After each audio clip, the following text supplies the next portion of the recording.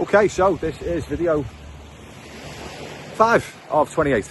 Samuel Sadler, CEO of Lion Rose, who has committed to 28 days of 28 videos in 28 days.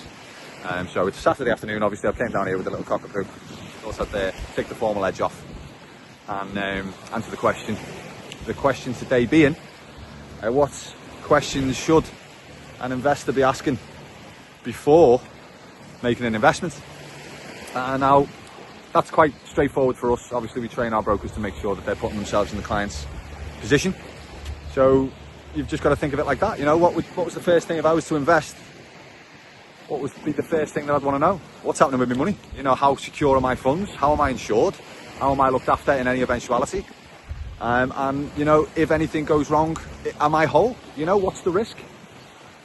Worst case scenario is always the best way to analyse. And can you live with the worst case scenario, living in prevention sort of thing? So if the worst case scenario is you get your money back or you're insured, then that's the first question answered, and that's the first box you need to have ticked.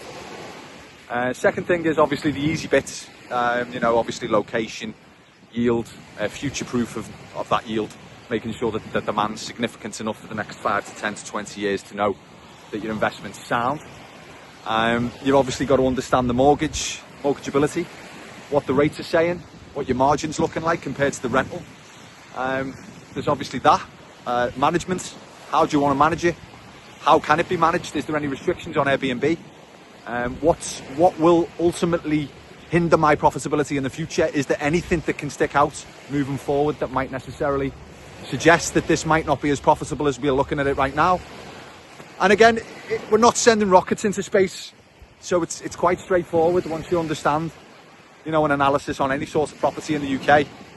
It's quite straightforward. Now, there is obviously a lot of other things that investors will ask that I'm not thinking of, but they're mainly the main core of it for me is that security, future proof of yield, future proof of growth, making sure that your exit strategy. That was it. Sorry, if that's another thing I've forgotten. My exit strategy. Know that at any point you can sell and you're not going to lose money on the back of that sale. That's a massive one I missed out there, which is quite, like I said, these videos are difficult to do. So yeah, have a great Saturday afternoon. Hopefully I've answered the question again as best I can, which is quite difficult because it is in real time, and to be asked on the top of your feet, off the top of your head on a camera like this it is quite difficult. So I did finish this. I wanted to finish this video off anyway, intentionally down here on the beach because I'm a big fan of the Wirral. Now obviously I digress now because we are talking about an investment location. I'm a big fan of the Wirral. I think it's going to be the next big thing, and you know it speaks for itself. You know, it's looking at a skyline like that. You know, the beach is fantastic. The waterfront is spectacular. I personally think the Wirral is going to be the next big thing. Peel Ports also back me up on that. That's who you should be following, if anyone. If you're going to be taking a position. But if you could get an Airbnb here on the Wirral at the entry price that it's currently offering, and you might be able to even secure yourself double-digit yield there, I personally believe that could definitely be a really good investment case. So anyway, I'm going to sign off with that. Yeah, I think that's about it really. Enjoy your weekend and your bank holiday, folks. Thank you. Lion Rose. Live well, invest better.